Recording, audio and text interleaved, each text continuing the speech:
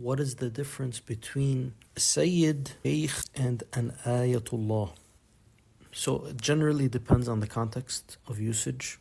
And sometimes the word Sayyid is just used plainly the way the word Mr. is used in English. But prevalently you'll find the word Sayyid in current day usage used in reference to descendants of the Prophet Muhammad. It may have been used in historical sources in a broader way, but nowadays it typically refers to descendants of the Prophet Muhammad. It generally refers to a noble association or a master of sorts, so the context will clarify that. Somebody who is a Sayyid, meaning from that lineage, may often be known as such even if they are not a scholar, but the more common usage for the word Sayyid is when somebody is from that lineage as well as a scholar. But it's also used in the sense of just reference to the lineage, even if that person isn't necessarily a scholar. As for the word Shaykh, if you're referring to a 12 Shia context, you're referring to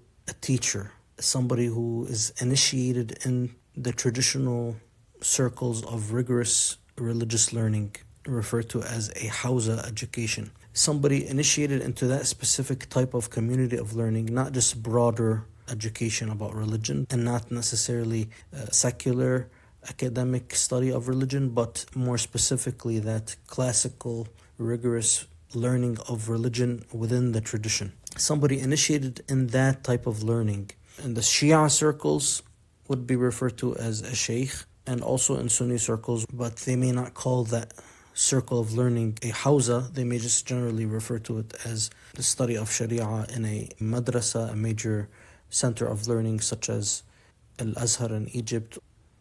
That's the usage of the word Shaykh when it refers to a scholar. It's very similar to the usage of the word teacher or the broader way that the word professor is used. It does not necessarily indicate the rank within the Hawza community, religious scholarship community. Meaning there could be somebody who is just starting out who's referred to as a Shaykh, and there could also be somebody who is the highest ranking scholar who's also referred to as a Shaykh.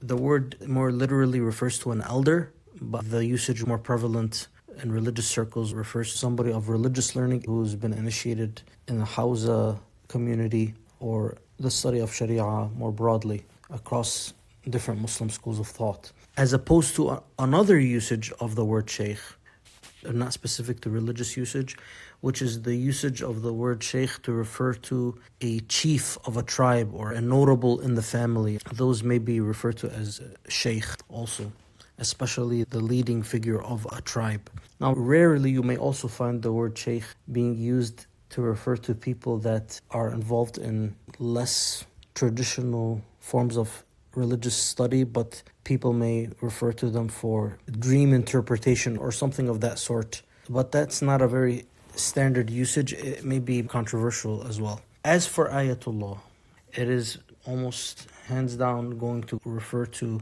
showing reverence for a high-ranking scholar in the Hawza community. That person may be a Shaykh and may be a Sayyid, but is not necessarily a Sayyid.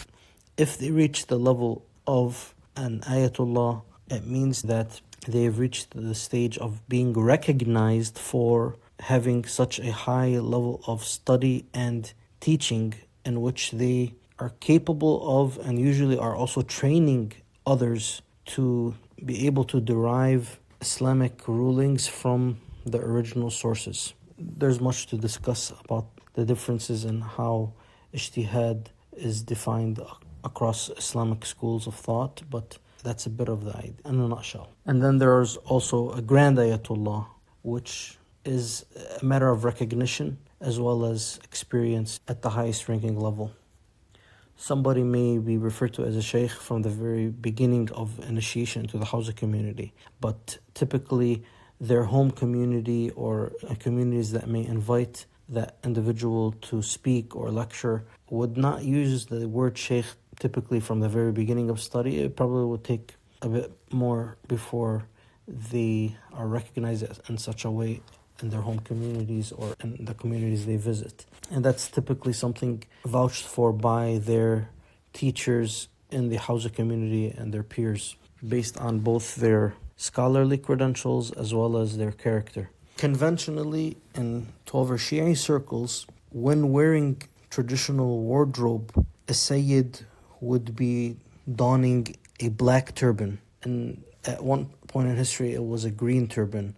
And in some contexts, you may still find some wearing a green turban or at least a green scarf or a black scarf as well. But a Shaykh would be wearing a white turban if they're wearing a turban, or a white scarf. In the Hausa community, not necessarily all students wear the turban, but when they do, those color codes do apply.